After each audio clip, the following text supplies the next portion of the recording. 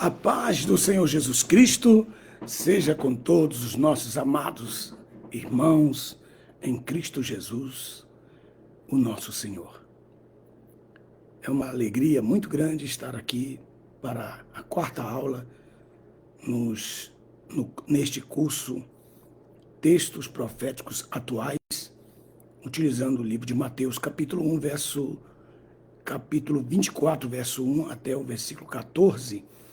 E tomando um dos textos dali, nós, segundo a autoridade do Espírito Santo, segundo a unção, a graça, a iluminação do Santo Espírito de Deus que está em nós, em toda a igreja organismo, tira aí a igreja organização, que isso aí não tem nada a ver com Jesus.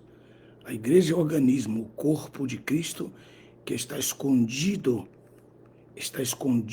no meio de todas essas tribos confusas, lideradas por homens carnais, por homens que querem os 3 P's: o poder, né? O poder, a política e o poder econômico. Esse aqui é os 3 P's, né? Eles estão vivendo essa realidade. Eles passaram a gostar do trono, eles passaram a gostar das facilidades que eles têm pelo serviço gratuito daqueles servos que, com o coração tão dadivoso e generoso, os servem a troco de absolutamente nada. Então, essa é a conclusão real que eu, aos 63 anos, depois de conviver com os maiores líderes da nossa língua portuguesa, cheguei a essa conclusão, que o que interessa a eles é exatamente a política, né? A política e o poder religioso e o poder econômico, esses aí. E bem-aventurados todos aqueles que não são escravos desses homens, e que não servem esses homens, e que saíram dessa Babilônia, da igreja organização. A igreja do Senhor Jesus Cristo não é organização. A igreja do Senhor Jesus é organismo. Ela é o corpo de Cristo. Esses que jamais dobraram os seus joelhos a Baal e jamais dobrarão os seus joelhos a Moloque. E foi exatamente esse o motivo pelo qual Estevão foi apedrejado, porque ali ele estava falando para os poderes da igreja, já no seu novel tempo, no início da sua história, ela já estava sendo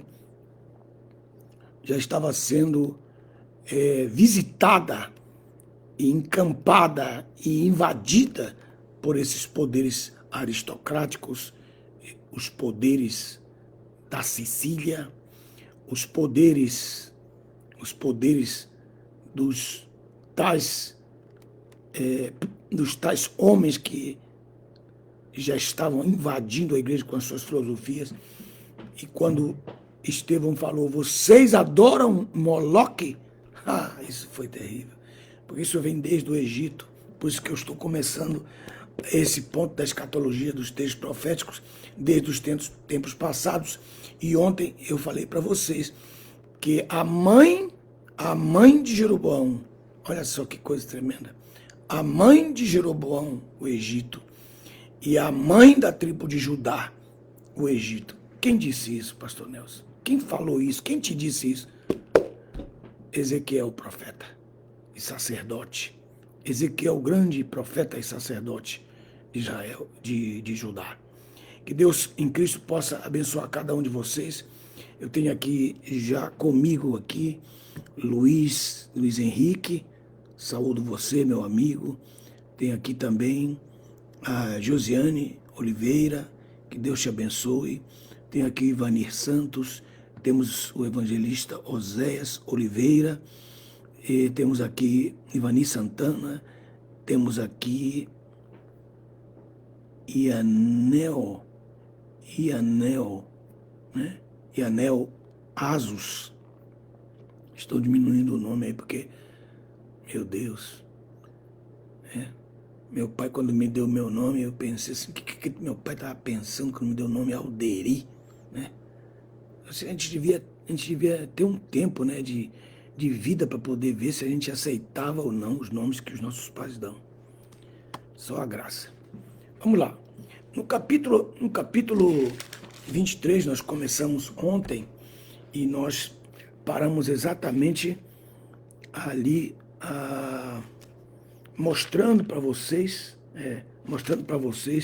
os amantes da tribo do norte, que ele colocou dois nomes, Olá, que ele deu o nome para Samaria, que significava a capital do Reino do Norte, e depois ele colocou Olibar, que representava a tribo do sul, que é a tribo de Judá, que foi levada cativa por Nabucodonosor e prevaleceu porque os reis persas resolveram dar liberdade, 445, primeiro para Neemias e depois para Esdras, Zorobabel, Jesua, e eles voltaram para Jerusalém, uns para o lado do sacerdócio e o templo, e Neemias para o lado da construção dos muros da cidade e da edificação da cidade em si. Então, são duas coisas que aconteceram ali. Isso aconteceu no capítulo 23. E nós fomos lendo, estudando. Do capítulo 23, para que tenhamos um resumo aí na sua Bíblia, na sua apostila, aí você tem aí do capítulo 23, versículo 1, aí até o verso 35, você tem aí a promessa e também a história do zelo de Deus contra a tribo de Judá, porque ela tomou os mesmos caminhos da fornicação da sua irmã mais velha, que são as tribos do norte, que seguiram os caminhos de Jeroboão, que eu falei para vocês, que sempre esteve ligado ao Egito, estudou no Egito, recebeu toda a influência do Egito e trouxe os bezerros do Egito, sendo ele da descendência de Moisés lá atrás, na linha de Moisés. Que coisa, isso quer dizer que não significa que você é filho de um grande líder, que você será também um grande líder, automático, ou automaticamente falando aí. Podem ir escrevendo aí alguns comentários, né? Que aí eu vou lendo daqui a pouco. Aí do capítulo 23, dos 22, então ele vai falar do ponto de vista histórico. Você tem aí. Aí você diz assim, pastor, por que você está usando o texto histórico e lançando para o ponto de vista profético?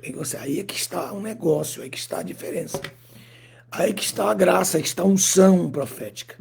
Aí que você vai ser diferenciado ou vai ser qualificado como farinha do mesmo saco daqueles que estão estudando profecia.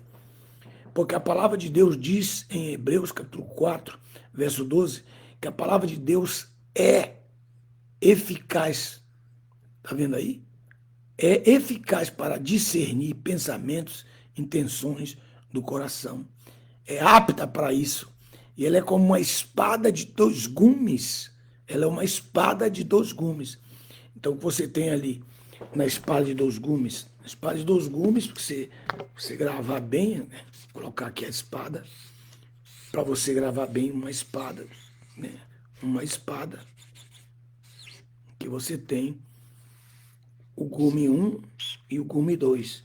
Tem que ser o lado que começa na ponta e que vai descendo, que seria o gume 1, e você tem o gume 2. Então, você tem aqui o gume dessa espada, quando se trata da palavra história, o que é histórico, e do outro lado, que é o outro gume, que é o profético.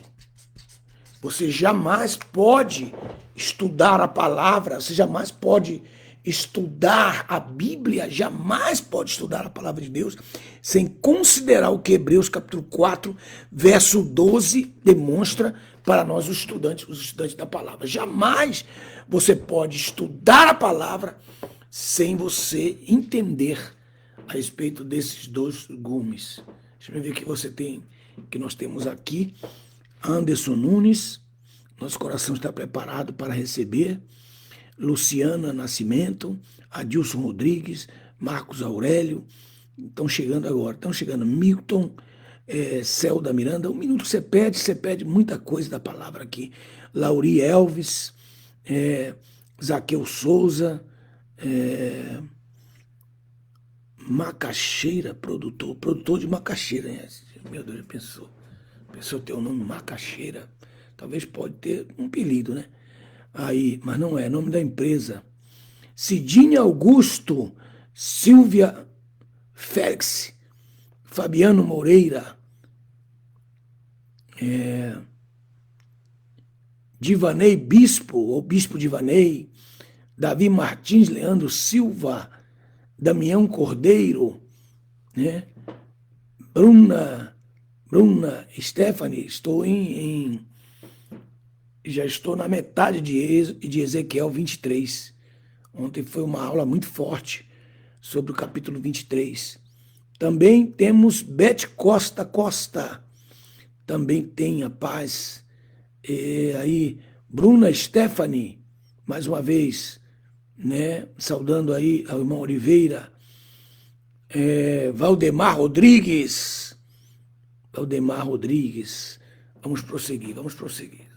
Então, como eu ia falar para vocês agora, então a espada, ela tem os dois gumes, ela tem o gume histórico e tem o gume profético, o gume histórico e o gume profético. Deixa eu colocar aqui para vocês melhor, aí está, então, você nunca vai pensar que é histórico. Aí, por que você está dizendo isso, pastor Nelson? Porque ele está mostrando o sentimento que a tribo de Judá, né, que é uma das duas, o reino do norte é Olá, e o reino do sul ele chama de Olibá, que depois ele vai mostrar aqui no verso 11, a sua irmã Olibá, mesmo tendo visto toda a tribulação que ela passou na mão dos assírios, foi ainda mais corrupta em sua loucura do que ela, pois prostituiu-se mais do que ela. E ela não só se enlouqueceu pelos assírios, como ela também se enlouqueceu de amores no seu adultério, na sua fornicação, por Babilônia. Então nós temos aí essa visão. Aí nós estudamos tudo isso aí e chegamos ao 22. Portanto, Olibá, que aqui ele já vai tratar, aqui ele vai tratar dos amantes de Jerusalém, isto é, que é a capital de Judá. Aí ele diz, portanto, ó Olibá, assim diz Adonai, Jeová. Na sua Bíblia não tem assim, assim diz o Senhor. Aí, mas eu coloquei conforme está no hebraico, porque eu fiz essa tradução baseada nela. Na versão hebraica. E, portanto, Olibá, assim diz Adonai Jeová, eis que eu lançarei os teus amantes contra ti, dos quais a tua alma se fartará, e os trarei contra ti de todos os lados, a saber, os babilônicos, todos os caldeus, Pecote, Soa, Coá, e todas essas nações hoje atuais que vocês estão vendo ali ao redor ou em cima da cabeça de Israel e para o seu lado esquerdo ali ao redor, todas elas odeiam Israel. Então eu estou falando dos que hoje nós temos como as nações terroristas de Soá, de Coá, de Pecote, todos foram tomados, caldeus, né, foram tomados por grupos que vocês vão ver por que tipo de grupos e que tipo de juízo que Deus mandou sobre eles, e também os que estavam mais próximos da terra de Israel, que são Edom, Moabe, Amon e tem mais um que eu sempre me esqueço. Daqui a pouco eu vou falar para vocês. está a partir do capítulo 24. Então ele vai falar aí, no verso 32, 23, 32, estou só resumindo de ontem. Assim diz Adonai, Jeová, beberás do cálice da tua irmã. Por quê? Porque a irmã dela, que é a tribo do norte, foi levada por Assurbanipal, pela Síria, em 722 a.C., e nunca mais regressou. E no lugar das tribos, ele mandou colocar ali caldeus, pessoal da Babilônia, gente que não conhecia os costumes de Deus,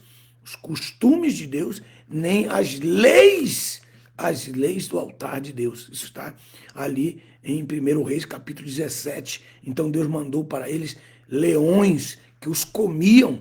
Então eles pediam ajuda para o rei, diziam que os leões estavam comendo porque eles não conheciam o costume do Deus da terra, que eles não conheciam as leis da terra, está lá no capítulo 17.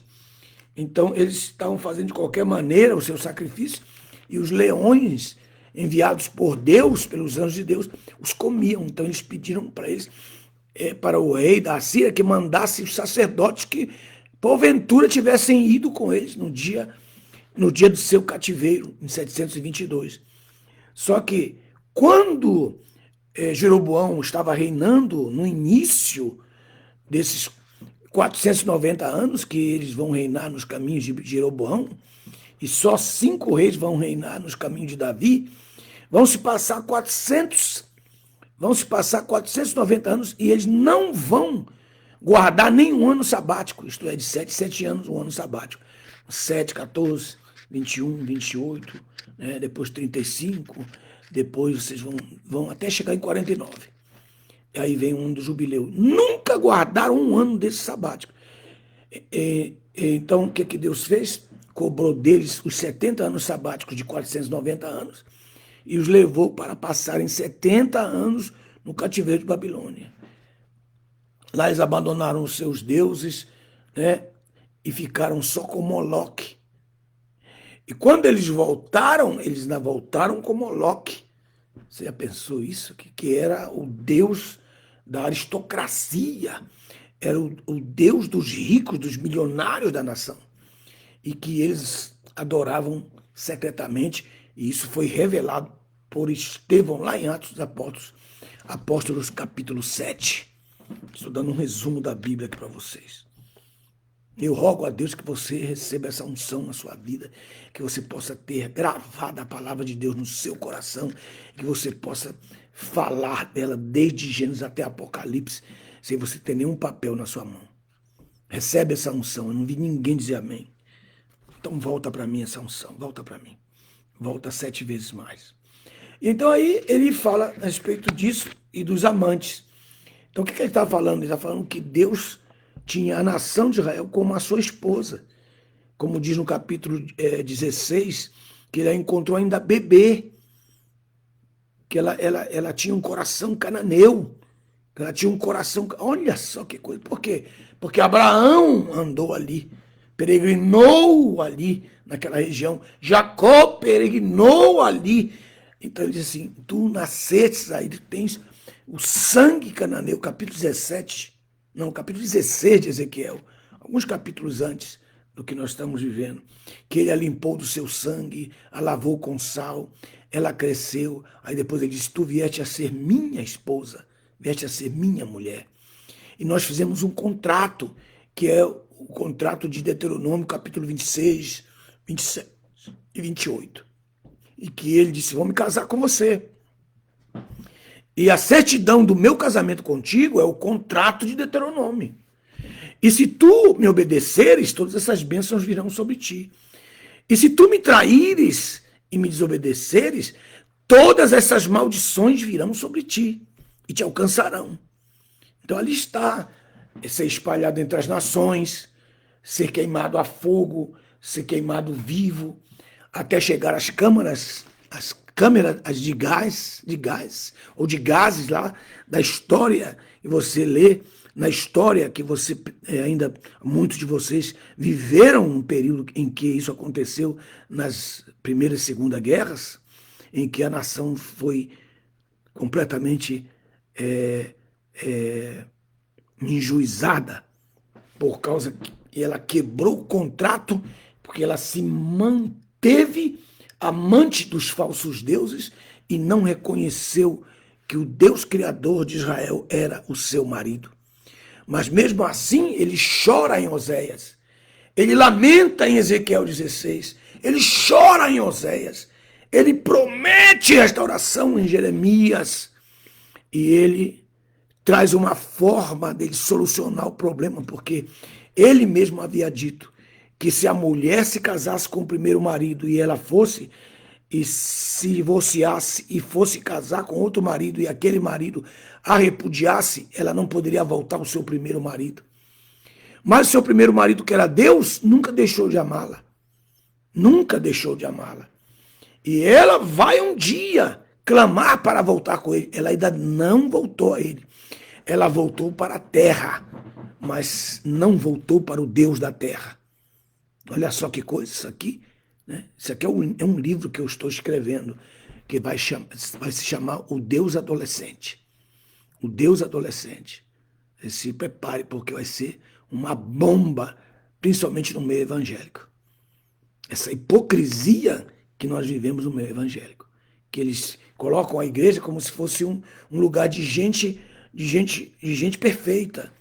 Que as igrejas evangélicas fossem lugar de perfeição e que as outras igrejas são uma desgraça, são lugares de podridão, de patifaria, de imundície, mas que a igreja evangélica eles sempre pregam uma falsa santidade, uma hipocrisia, debaixo de uma ignorância muito grande. E Deus vai revelar cada dia mais, está revelando cada dia mais, né? Então eles começam a clamar, mostrando, a minha igreja é santa, santa, santa, aqui não tem pecado. E ali que está o ninho de Satanás, ali está o ninho do diabo ali, muitas vezes. Aí, assim que a nação viveu, a nação de Israel viveu. Então Deus está trazendo de volta, através do gume da história, para revelar o gume da profecia, para mostrar a hipocrisia que nós estamos vivendo hoje. Israel foi mãe. A hipocrisia que a igreja evangélica vive hoje, Israel foi a mãe que viveu primeiro. E assim como veio o juízo sobre a mãe, então também virá o juízo contra a filha.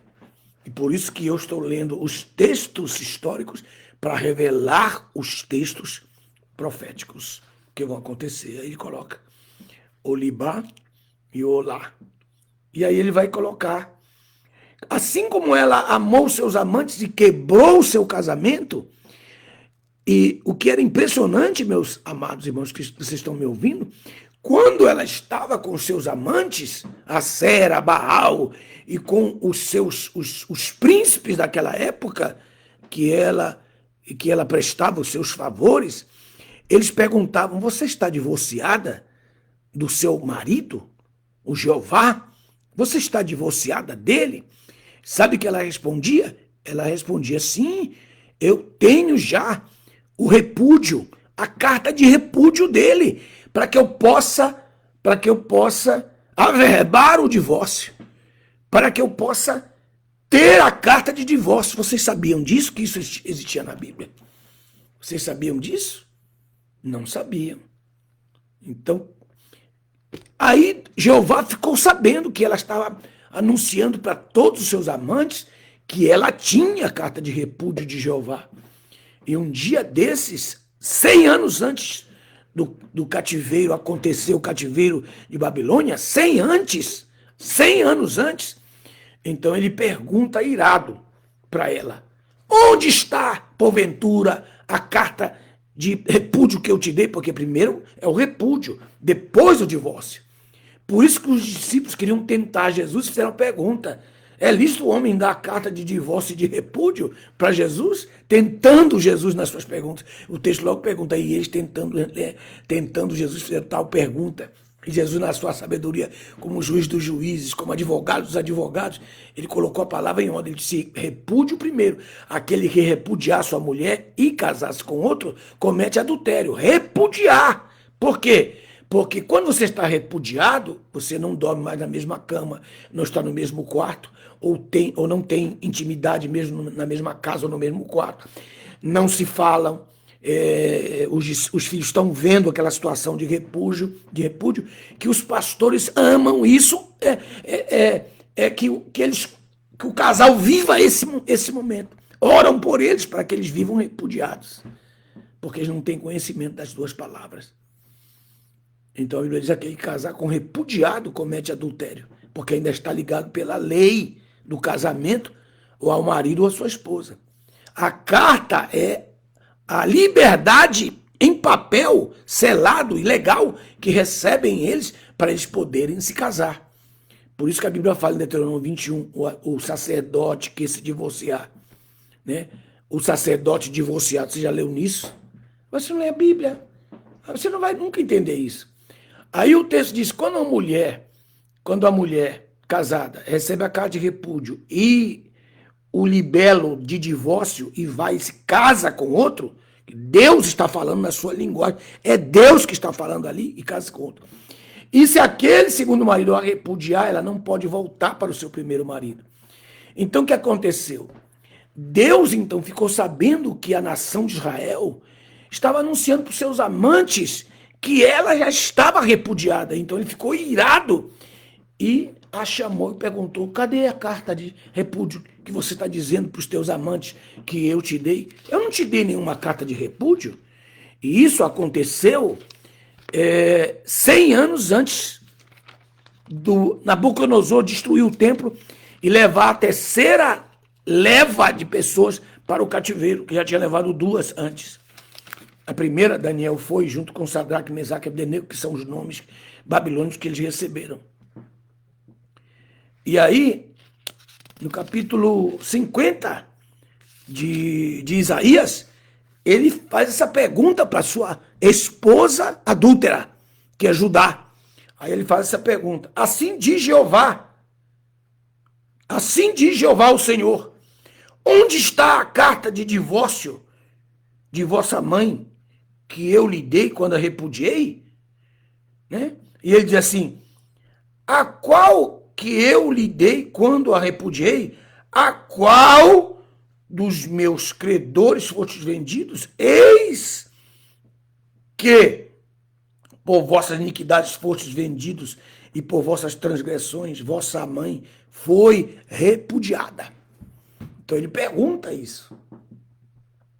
Então ele vai tornar isso legal. Então ele disse, ela está dizendo por aí que eu a repudiei, mas eu quero saber onde está essa carta. Mas já que ela está falando isso, então eu vou repudiá-la. Isso está aqui, ó, capítulo 50. Ele fala, vossa mãe é minha esposa, adúltera, que Ezequiel está falando no capítulo 23. Sem o capítulo 23, você não entende Isaías 50, verso 1. Então, 100 anos depois, antes, o profeta Jeremias, antes que ela fosse para o cativeiro, então ele diz que Jeová se divorcia. Ele se divorcia de Judá, como ele se divorciou de Samaria, da Oabá, e agora ele vai se divorciar da outra mulher. E aí ele coloca aí no capítulo 3 de Jeremias. 3 de Jeremias. Olha só que coisa, meus amados irmãos. Vocês estão ouvindo isso pela primeira vez dos meus lábios, né? Aí, ó, Ivani colocou um ouvido, pondo atenção. O Luiz Henrique está dizendo, meu Deus, hein? Aí, pastor João, conosco, meu grande amigo, autor da Bíblia dos discípulos, do discipulador. Essa Bíblia é muito boa, compre essa Bíblia. Aí, Bruna Stephanie, no capítulo 50, né? Isso aí. Aí põe aí o Ezequiel 23, se junta com Isaías 51, e que termina com Jeremias capítulo 3, versículo 7, que é tudo que você leu no capítulo 23. Aí está dizendo, depois de ter feito tudo que você leu no capítulo 23 de Ezequiel, verso 7, 3:7, disse eu, isto é, quase chegando ao cativeiro babilônico, houve um grande divórcio. Que divórcio, pastor Nelson? O divórcio de Deus. E Deus segue divorciado de Israel até hoje. Só que ele nunca se contaminou com outro elemento. Jamais. Ele segue fiel. Ele persegue a sua fidelidade. Mas ele se divorciou. Deus divorciado. Aí você mete o pau no divorciado. Que o divorciado vai para o inferno. Que se pastor é divorciado, ele está destruído. Então Deus é o primeiro a estar no inferno, segundo essa doutrina dos homens. Porque Deus é divorciado. Jeremias capítulo 3, verso 8. E quando eu vi que além da apostasia, a rebelde Israel, que é a Olibá, a Oobá, diz que a diversidade dela aí, dos seus pecados, a rebelde Israel também cometeu adultério. Então eu a repudiei, dando-lhe a sua carta averbada, o seu libelo de divórcio, coisa que a sua irmã, a desleal Judá, não temeu, senão que também foi e se entregou à fornicação. Pela leviandade da sua prostituição, ela contaminou a terra, adulterou com pedras e com madeiras. E apesar de tudo isso, a sua traiçoeira irmã Judá não se converteu a mim com o seu coração sincero, mas com fingimento de Jeová. Então disse-me Jeová, a apóstata Israel mostrou-se mais justa do que a traiçoeira Judá. Vai e proclama estas palavras para a banda do norte e diz: volta, ó Israel infiel de Jeová. Não mostrarei o meu rosto de juízo sobre ti, porque eu sou misericordioso, diz Jeová, e não guardarei para sempre a minha ira.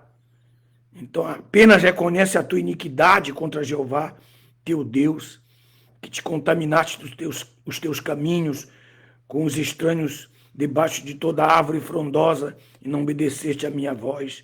Voltai ao filho dos rebeldes. Então ele para. Aí o Jeremias, num capítulo que eu não me lembro agora, mas eu creio que é lá pelo 21 até o 23, que Jeremias aqui já não é Ezequiel, que Jeremias, né? Que Jeremias, ele faz a pergunta para Deus, Deus, mas não está escrito lá em Deuteronômio 24, 3, que o marido que dispensou a primeira mulher e deu carta para ela de divórcio não pode recebê-la quando ela volta? Como é que o Senhor vai receber esta mulher se ela se contaminou com os falsos deuses?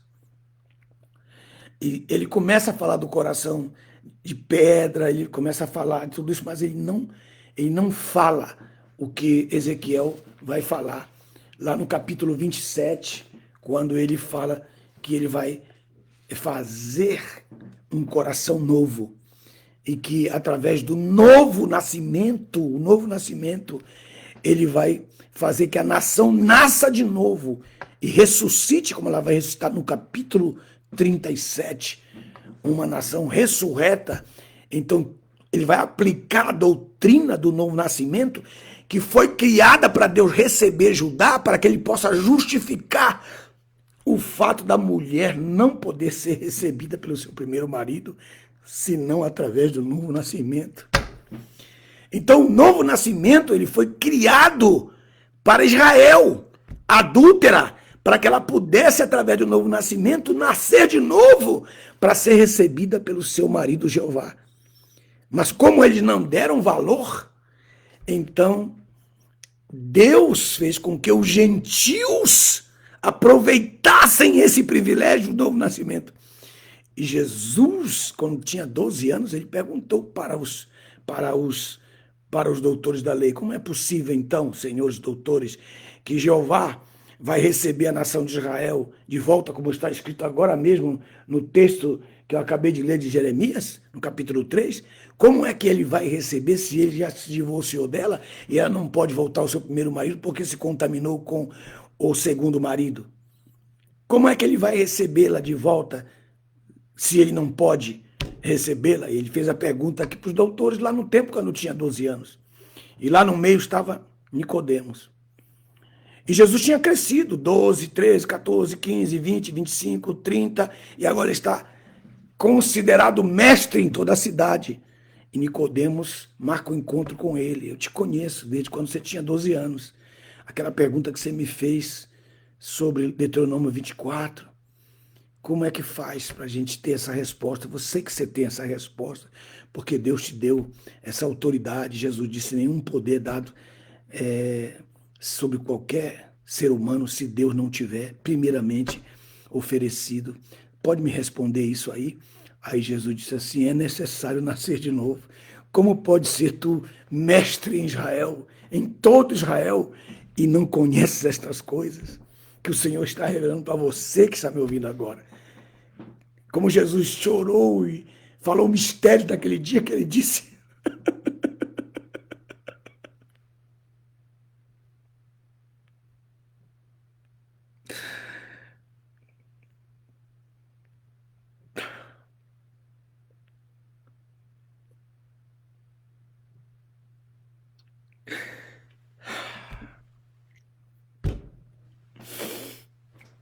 Ah, meu Deus.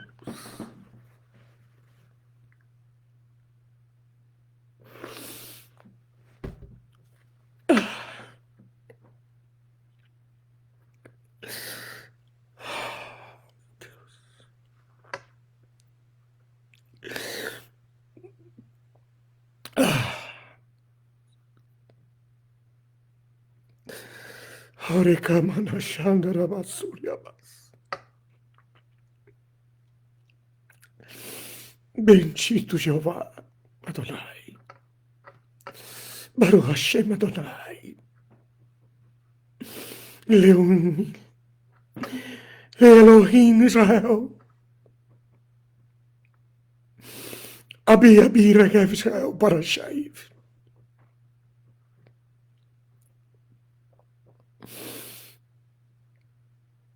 Elohim Gadol. Chorou de Rabas.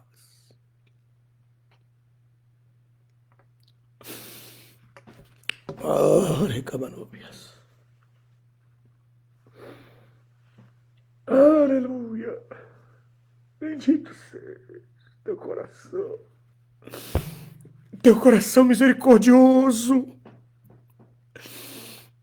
E como Manassés é um tipo da nação que foi levado para a Babilônia, ele permaneceu depois o seu reinado foi restaurado. Assim também, diz o Senhor pelos seus profetas, eu também vou restaurar a tua comunhão. Mas como? Através do novo nascimento. E como Jesus pergunta para Nicodemos, como podes tu, sendo mestre em Israel, não conhecer estas coisas? Aleluia. É necessário nascer de novo, porque se não nascer de novo, não posso te receber, porque és adúltero, és adúltera. Aí vens com tuas fornicações, sua maldade, a profanar minha presença e meus oráculos. É necessário nascer de novo. Por isso que Jesus disse em Mateus capítulo 24, é necessário que estas coisas aconteçam, para que a nação de Israel seja atraída à cidade de Jerusalém, para que ali dentro daquela panela de fogo, então ela possa ser purificada na escória da prata, do ouro, que ela possa ser purificada, que nós estamos começando a ver essa purificação agora, neste ano, nestes meses, diante dos nossos olhos, até que a mesquita de Omar cairá. Veja, eu sou o único profeta dessa terra e dessa geração que está profetizando esta palavra. Ninguém se atreve a mexer com isso aqui. Porque a profecia não pode acontecer, o Armagedon não pode acontecer, arrebatamento não pode acontecer, a manifestação do anticristo não pode acontecer. Virão uns que serão. Eu sou o Cristo. Esse Cristo não é o Cristo Jesus, é o anticristo. Virão uns que em meu nome, quer dizer, em nome dele, mas não é ele, que é o anticristo. Virão muitos anticristos, dizendo-se em meu nome, mas não se enganem, porque ainda não é o fim.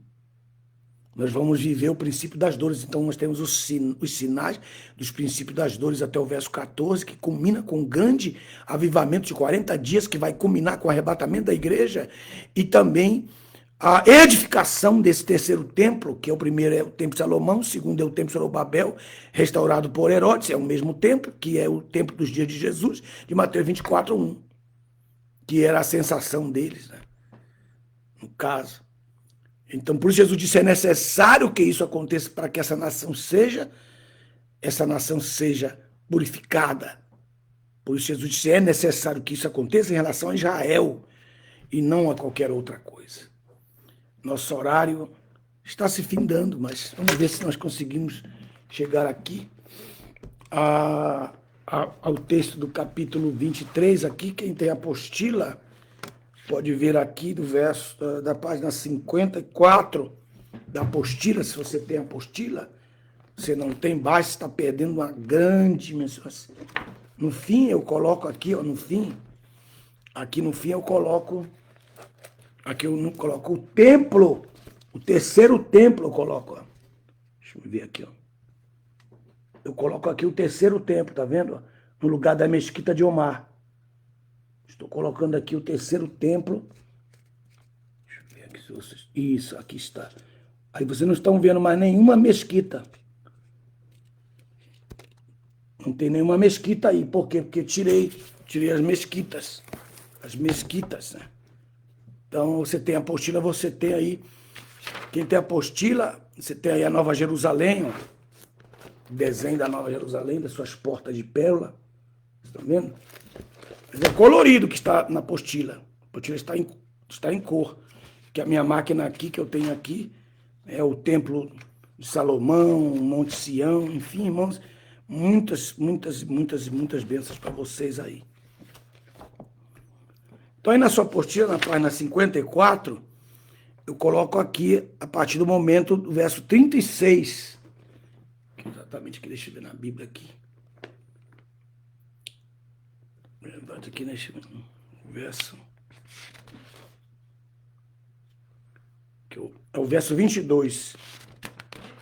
Volte aí a página 22. É o 22, a página 52. 22 daí onde nós começamos. Aí ele disse, portanto, Libá, que é Judá, assim diz Adonai, o Senhor Jeová, eis que eu lancei os teus amantes contra ti. Deixa eu ficar pertinho aqui. Então, que ela vai... Esse texto aí vai falar dos babilônios, de todos os caldeus, Pecote, Soa, Coa, e todos os assírios com eles, galantes, mancebos, governantes, sátrapas, todos eles capitães, conselheiros, todos eles hábeis cavalheiros. Eles virão contra ti com exércitos, carros, veículos, que é exatamente Babilônia. Isso tudo vai culminar com os... Coloca aí no verso 25, porém o meu zelo contra ti, e te tratarão com furor, cortarão o teu nariz e as tuas orelhas, e teu remanescente cairá a espada. Tomarão os teus filhos, aqui você pode colocar Daniel aqui, pode colocar Ezequiel, que Ezequiel foi levado também. E a profecia é que ele monta, Deus coloca ele lá no rio Quebá, ele monta na plataforma do trono e Deus o leva a Jerusalém. O leva lá de Babilônia em um trono, no seu trono, para que ele possa ver e profetizar a vida que Jeremias estava vivendo na carne e ele estava vivendo no espírito. No mesmo momento, a mesma profecia de Jeremias e a de Ezequiel estavam juntas. Só que Jeremias estava preso numa corrente perto da guarda do templo e Ezequiel estava montado na plataforma do trono de Deus, vendo a destruição do templo e imediatamente Deus lhe revelando, depois da destruição do templo no Salmo 74, ele está agora já lhe dando a visão do novo templo, que será o quarto templo.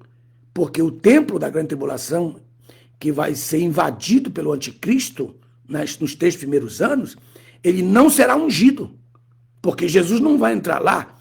Quem vai entrar lá é o anticristo, que vai colocar lá a abominação, ele vai colocar durante o período interbíblico de 400 anos, que termina com aqueles 4 braços de Alexandre, né? Que nós temos ali o Etíoco Epífanes III, que ele vai e coloca um porco dentro do lugar santíssimo para poder profanar o templo no dia 25 de dezembro de 165 a.C., que ele é citado em Daniel capítulo 11, isso aqui que eu estou dizendo está citado em Daniel capítulo 11, é um tipo literal do anticristo. Um tipo do anticristo nesse período antibíblico, no dia 25 de dezembro de 165. Nesse período de 400 anos, que nós chamamos de período interbíblico, no caso, mas que não é verdade, a Bíblia estava vigente, porque o capítulo 11 de Daniel é o período de 400 anos. Se você não sabia, fique sabendo disso, então.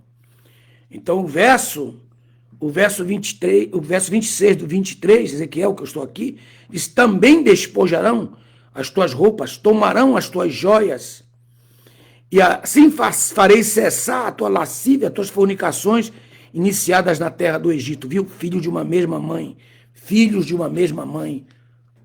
Samaria e Judá, filhos de uma mesma mãe. Que aí ele mostra que esse período em que Israel ficou centenas de anos, não 400, mas centenas de anos cativo, né, no Egito, ele adorava os falsos deuses também. E Deus queria tirar o seu povo dali através da libertação de Moisés. Mas Êxodo não fala sobre isso, só os profetas, como Ezequiel está falando, que ela fornicava com falsos deuses já desde o Egito. Por isso que Deus tira ela dali. Ezequiel capítulo 23, verso 26, fala que Nabucodonosor, junto com alguns da Assíria ainda, porque ele vai conquistar a Síria e vai vir contra Israel. Aí que é o capítulo 23, verso 28. Portanto, assim diz o Senhor: eis que eu te entreguei nas mãos daqueles que odeias, nas mãos daqueles de quem a tua alma se fartou, seus amantes, e te tratarão com ódio, despojarão todas as coisas que ganhaste, te deixarão nua, cheia de ignomínia, e será descoberta a nudez das tuas prostituições, das tuas lascívias, das tuas fornicações. E estas coisas serão feitas contra ti, porque seguiste as nações e contaminaste com os seus ídolos. Que isso aqui, que eu disse para vocês lá no capítulo 22, o capítulo 22 fala de Israel de 1948 até 2026, e também os outros textos atrás, 21, 20, lá de Ezequiel, principalmente o 16 de Ezequiel, fala dos dias desde o seu nascimento até os dias em que Israel se torna nação em 1948, outra vez, em que ela é destruída, em 70, começa essa destruição em 60, mas ela é destruída definitivamente. Então, de quantos anos eu estou falando? Então, você faz a conta, 1948 menos 70, eu estou falando de 1878 anos, em que a nação de Israel está na terra, mas não se voltou a Deus e continua com seus pecados antigos que ela cometia desde o capítulo 16 de Ezequiel. Sei que você nunca estudou o livro de Ezequiel, porque o livro de Ezequiel é um livro que muita gente considera chato, que eu considero uma mina de ouro, por isso que eu estou dando essa aula para vocês. Eu quero ver seu professor dando aula de Ezequiel, igual estou dando para vocês aqui. Só você estudar primeiro que eu. Quero ver que eles vão estudar lá na inteligência artificial, né? A inteligência artificial ela serve para muita coisa, para corrigir, fazer correções. Mesmo as correções que ela faz, ela ainda faz errada. Então, se você mandar a inteligência artificial traduzir o texto de Gênesis, ela vai traduzir, por exemplo, para inglês, ela vai colocar land no lugar de Earth. Ela vai colocar, porque ela não reconhece Earth como planeta, ela não vai reconhecer. Ela vai colocar land, como se fosse terra, território, como se fosse um terreno. Isso estou só mostrando para vocês que a inteligência artificial não é tão inteligente assim. E eu jamais vou colocar na mão da inteligência artificial para ela escrever um livro para mim, porque ela vai juntar todo o esoterismo, espiritismo, teologia sistemática, teologia de fulano de tal, para poder trazer uma escritura para você, e você vai acabar falando besteira como um camarada aí que acabou encontrando 2 querubins dentro da arca. E ficou gravado aí. Isso foi lá em Camboriú. Entendeu? Por falta de sabedoria, porque não quer estudar a Bíblia. A Bíblia, ela é a regra de fé. Ela é a primeira regra de fé e de interpretação. Essa é a primeira lei. A Bíblia interpreta a própria Bíblia. Nenhum livro vai interpretar a Bíblia. A Bíblia é que interpreta a si mesma. Então, essa visão aí. Aí você diz, pastor, mas por que você está falando aí do ódio, né, das nações de Nabucodonosor em relação ao templo? Por quê? Por que eu estou dizendo tudo isso? Para mostrar o outro gume. Para mostrar. Eu até escrevi essa frase aqui, deixa eu ver se eu consigo. Eu escrevi essa frase antes da aula, eu estava lendo. Eu vou escrever essa frase porque eu não posso deixar de mostrar isso aqui para os irmãos. Eu escrevi essa frase. Eu vou escrever para poder responder essa pergunta que eu acabei de fazer aí. Por que você está usando esse templo de Nabucodonosor? É um templo histórico. Por que estou fazendo isso? Agora deixa eu ler isso aqui que você vai entender. Deixa eu ler que você vai entender isso aqui. Eu não estou com pressa não, viu? Que eu não estou com pressa. Estou indo devagar. Para que vocês tenham esse entendimento. Baseado no texto do 24:6, eu escrevi essa palavra profética. Do mesmo modo que o povo de Israel se sentiu no dia da queda do templo de Salomão por Nabucodonosor, o povo, os profetas e o seu Deus sentirão o mesmo na queda do terceiro templo, quando o terceiro templo, que o anticristo vai profanar, entrar, e o falso profeta, no início dos 3 anos e meio que virão para completar os 7 anos, a nação de Israel então sentirá que foi enganada. E ela vai sentir uma dor tão grande, que ela vai chorar. Aí que entra o texto de Joel, capítulo 1. Chorai, sacerdote, lamentai, sacerdote, porque foi tirada a oferta de cereal, quer dizer, o memorial do Messias. Foi tirada a oferta de cereal, ou de cereais, a oferta de manjar, ou a oferta vegetal, que é a mesma que era oferecida junto com a morte do animal. Né? Eles vão ter muita surpresa, porque essa mesa do Senhor que nós temos na ceia do Senhor é uma mesa de memorial. É a mesa da oferta de manjar que acompanhava a oferta animal. Como Jesus já morreu, então nós temos a oferta de manjar, que é uma oferta memorativa ao animal que morreu. A ceia do Senhor é uma oferta memorativa ao Cordeiro de Deus que foi imolado e que disse tetelestai, está consumado. Então, por que eu estou dizendo isso? Para mostrar os 2 gumes da espada. Para vir paulatinamente, para mostrar para vocês, que vocês compreendam de uma forma bem fácil o que significa esses 2 nomes, Obá e Olibá. Vocês têm aí no capítulo 23, a partir do verso 22 em diante, eu estou falando sobre isso. Então, eu estou aí na página da apostila 53, em Ezequiel, capítulo 23, versículo 28, aqui estou de olho no horário. Então, aí ele diz assim, também despojarão as tuas roupas. Então, a mesma coisa vai acontecer. No meio da grande tribulação, então, o falso profeta, que é Islã, vai ter a autoridade da primeira besta, que é o anticristo, para que a segunda besta, que é o falso profeta, que será Islã, olha só, o grande erro, escute bem o que eu estou falando. Olha, o presidente Trump, ele está rodeado de profetas e profetisas lá em Washington. Mas eu tenho certeza que eles ainda Ninguém disse para ele que ele não vai vencer essa guerra contra a Pérsia. Ele não vai vencer. Porque foi dado ao principado da Pérsia prevalecer. Ele vai prevalecer até a edificação do templo, que vai ser profanado pelo anticristo. Vocês estão entendendo o que eu estou falando? Porque Israel vai construir um templo para que... Porque o camarada falou aí, um professor aí de escatologia, disse, olha, irmãos, o Jared, que é parente do Trump, ele está fazendo um montão de pactos com os islamitas, com os árabes, com a França, com a Inglaterra, com a Alemanha, com não sei quem mais, para poder estabelecer uma paz ali entre Israel e os filisteus, por causa ali do terrorismo de Hamas. Mas eles não sabem que quem está por trás de tudo isso é o principado da Pérsia.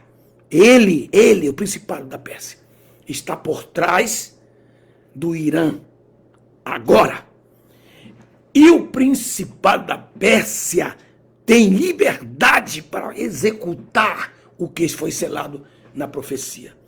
Então, é necessário que alguém compareça diante do presidente Trump para falar para ele a respeito desse problema que ele vai ter que enfrentar. E que vai ser muito difícil ele triunfar sobre esse principado. Só tem uma saída para ele triunfar sobre esse principado. Mas eu não vou falar aqui, porque Deus não me autorizou a falar.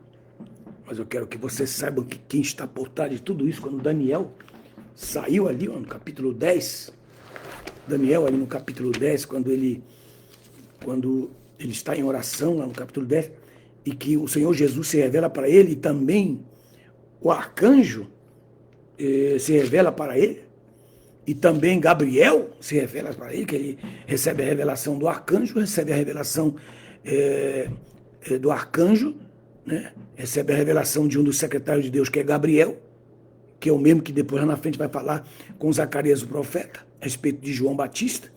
Mas no capítulo 10 ele dá um mistério ali, um segredo a respeito da Pérsia. Que a Pérsia não está ali como Dubai, não está ali como o Kuwait, ele não está ali como a Síria. Não. É um principado poderoso que está ali. Que só tem um meio dele conseguir essa vitória se ele observar isso. Quem está aí? Hein? Isso. Meu Deus. Meu Deus. Meu Deus. Meu Deus. Estou lendo aqui o que vocês estão escrevendo. Aí no capítulo 10, quando ele está conversando, aí diz assim, a partir do verso 10, e eis que certa mão me tocou, estremecendo-me, e pôs-me ajoelhado sobre as palmas das minhas mãos, porque o Senhor Jesus ia se revelar aí. Então ele te ajoelha, porque o que vem aqui é mais poderoso do que eu. Aí ele diz, então me disse, ó Daniel, homem muito amado, esteja atento às palavras que eu te direi, levanta-te sobre os teus pés, porque esse que eu te sou enviado.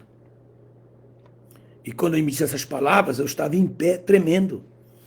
E então me disse, não temas, Daniel, porque desde o primeiro dia em que propuseste em teu coração compreender, humilhar-te diante do teu Deus, as tuas palavras foram ouvidas, e por causa das tuas palavras é que eu vim. Aí ele diz assim, mas o príncipe do reino da Pérsia me resistiu. Então o ódio do Irã não é do povo Irã, porque o povo do Irã já foi amigo de Israel. Lembra-se de Artaxerxes, lembra-se de Esté, lembra-se de Ciro, lembra de que ele foi que deu ordem para construir o templo, reconstruir o templo de Zorobabel, vocês lembram disso? Então o que é, pastor Nelson? É o espírito do principado, um espírito maligno que se implantou ali nos anos 700 depois de Cristo, depois de Maomé, Maomé é 600, 100 anos depois, ele se implantou em muitas nações e ele invadiu a Pérsia. E se virá, porque ele que estava dominando, mas não como agora. Não como agora. Ele diz assim, mas eis que Miguel, aqui, Miguel, um dos notáveis príncipes, veio para ajudar-me. Por isso eu triunfei ali junto aos principados, aos reis da Pérsia. A Pérsia, ela é originalmente tida como um reino de reis, de príncipes, e não de aitolás. Não, isso é religião que quis, pela política, governar, mas que o presidente Trump está tentando derrubar, mas sem o conhecimento profético de Daniel, capítulo 10.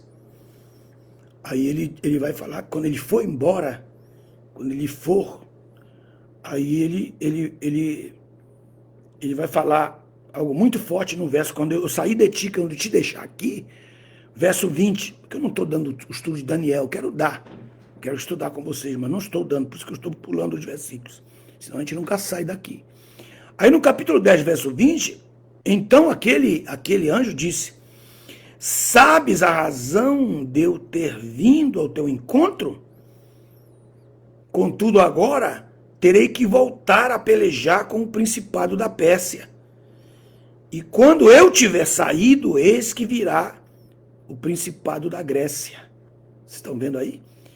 Mas eu te declararei que está escrito na escritura da verdade, e ninguém há que me ajude contra eles, tanto da Pérsia como da Grécia. Está vendo aqui? Que está mostrando aqui o poder do Ocidente e o poder do Oriente. Então, esses dois principados, eles significam o poder do Oriente e o poder do Ocidente. Então, quem está falando aqui de Ciro, está falando aqui de Alexandre para baixo, e depois de Alexandre e as quatro costelas que estão na boca daquele animal. E um deles, que é Epífanes, o terceiro, que é o maior tipo do anticristo. Então ele vai ajudar que esse templo se levante, mas ele vai querer entrar lá naquele templo. Ele vai entrar e vai querer ser adorado. Por isso que eu estou dando para vocês o capítulo 23, para mostrar que as mesmas circunstâncias que aconteceram quando Nabucodonosor destruiu o templo de Salomão, também as mesmas circunstâncias vão acontecer na destruição do terceiro templo, que vai ser erigido no início da grande tribulação, na última semana. Eu quero só terminar agora, que já deu 1h03, mas eu quero que vocês vejam aqui o capítulo 74, quando isso aconteceu, que é o mesmo cântico que foi registrado no capítulo 74 para a queda do templo de Salomão, vai ser o mesmo cântico também a ser cantado na queda do templo que será erigido no início da grande tribulação, que é o templo de Joel, capítulo 1. O templo de Joel, capítulo 1, e o templo de Daniel, capítulo 9, verso 24. Que é o templo de Mateus, capítulo 24, verso 3 em diante, quando Jesus disse, quando a abominação vier para o templo, esse templo é o terceiro templo, que ainda não está levantado, porque a mesquita de Omar está ali de pé. Por isso que eu digo que não pode haver Armagedon, não pode haver a vinda de Jesus, não pode haver arrebatamento, não pode haver a manifestação do próprio anticristo. Todos esses que vocês vão ver aparecerem aí são só um protótipo, um avant-première do que será o anticristo no futuro. Ele ainda não pode ser conhecido, porque a Bíblia diz em 2 Tessalonicenses capítulo 2 que quem o detém de que ele apareça é a igreja. A igreja o detém que ele apareça. Aí esses camaradas disseram que é o Jarede, porque ele é judeu, que ele tem família judaica, que ele tem sangue judaico. Não se engane, porque o anticristo não vai ter nada verdadeiro nele. Nada. E não vai ser judeu. De jeito nenhum. Porque ele vai vir com todo o poder de mentira.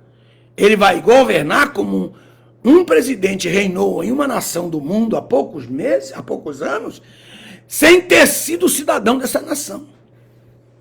Tá? Então, por sabedoria, eu estou dizendo só. E isso, não posso falar o nome. Então, essa verdade que eu estou mostrando para vocês é muito séria. Nada que o anticristo vier fazer será verdadeiro. Tudo será mentira. Inclusive, a prova de que ele é judeu será mentirosa. Porque a Bíblia diz que ele vem em toda a operação do erro e da mentira. Nada é verdadeiro. É como o presidente que reina na nossa nação, o Brasil. Tudo é sabotado, tudo é conspiração e tudo é baseado na mentira. Então, Deus escolheu o Brasil para mostrar, assim como foi tomado o poder da nação brasileira, também será tomado o poder da nação de Israel nos dias do anticristo, para ser só um exemplo daquilo que nós estamos vivendo. Que Deus em Cristo te abençoe e que você possa não perder mais as aulas, não é? Eu rogo ao Senhor Jesus que te abençoe. Eu rogo ao Senhor Jesus a 4 pessoas que ligaram para mim no meu telefone, mandaram mensagens e disseram: pastor, me mande o seu Pix para que eu possa lhe mandar uma bênção aqui da Europa, outro lá do Canadá e outro irmão lá da Argentina. Pastor Nelson, eu senti de Deus quando o senhor falou que você tem aí as 7 Bíblias preparadas. Olha aqui, irmão. Aqui, ó. Quero mostrar aqui para vocês. Ó. A Bíblia em inglês. Aqui, a Bíblia em inglês está pronta. Essa é a única que existe, está em inglês. Ó. Você pode ver aí, aproxima para você ver. Está toda em inglês. Está pronta. Mas eu não tenho força para publicá-la.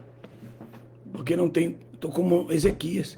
Os filhos vieram a hora de nascer, mas eu não tenho força para os dar à luz. Então eu estou orando a Deus, para Deus tocar no coração de um servo dele, de uma serva dele, de um Ciro, de um Nabucodonosor, para poder edificar o templo do Senhor. Porque assim como Deus usou o Nabucodonosor para trazer juízo para os pecados daquela que cometeu aqueles pecados no 22, né? Também levantou Ciro para edificar o templo que Nabucodonosor levantou. Então, o capítulo 74, ele termina aqui, que eu queria mostrar para vocês.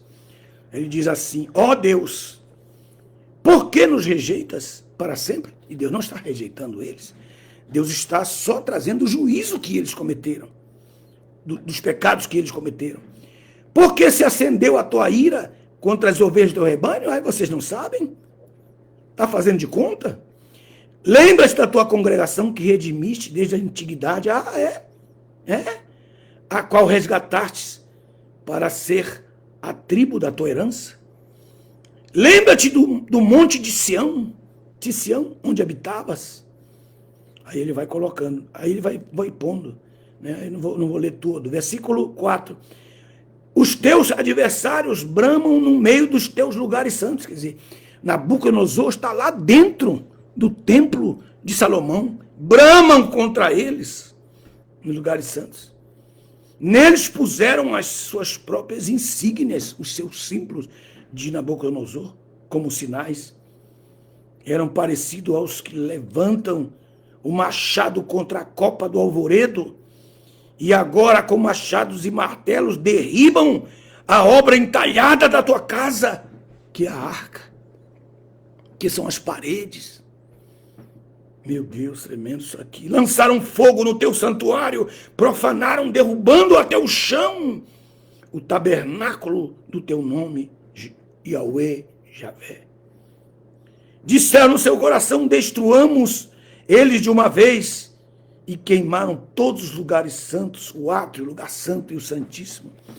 Já não vemos as nossas próprias bandeiras, já não há profeta, nem há entre nós alguém que saiba, que conheça, que saiba. Até quando isto durará? Até quando, ó Deus, o inimigo continuará nos afrontando? Até a grande tribulação. Até se cumprir os 490 anos das 70 semanas de Daniel. A resposta para isso, uma visão tremenda, né? Visão terrível que ele mostra aqui para todos nós que estamos estudando, né, esse texto, esse contexto. Aqui, deixa eu ver se eu acho o que eu quero mostrar para você. Se eu não achar, eu mostro outro dia, mas outro dia eu vou ter que mostrar, que é muito importante que vocês conheçam isso. A visão do Salmo 74. Marca aí o Salmo 74 como um salmo muito importante, que é o Salmo 74, ele é o resultado do que nós estudamos no capítulo 23, no capítulo 22, no capítulo 23, e aí vamos estudar amanhã no capítulo 24. Aí daí em diante nós vamos correr mais, 25, 26, 27, até chegar ao 34. Vai ser muito importante tudo isso que nós vamos estudar. Amém, meus irmãos? Que o Senhor em Cristo vos abençoe. Baixem aí a versão de Nelson, baixe a versão de Nelson. Mais uma vez, eu quero trazer a luz do coração de vocês. Muito obrigado pelas pessoas que Deus tem tocado no coração para mandar um suporte. Por quê? Porque eu não estou pregando. Cancelei minhas agendas para não ir nem para Boston, nem para Oregon, nem para... Vou agora na próxima semana para o grande evento que eu vou ter na Flórida, na igreja do pastor Arlindo. Essa eu não posso mudar, nem posso cancelar, ao encontro do meu amigo Marcílio Rocha. Então, eu não estando pregando, então as coisas escasseiam, né? O aluguel para pagar, as contas, né? Aí Satanás vem querendo trazer um temor, mas eu estou confiado no Senhor, que Ele vai suprir todas as minhas necessidades em Cristo Jesus. Que Deus abençoe a todos vocês. Até amanhã, com o favor de Deus. Muito obrigado.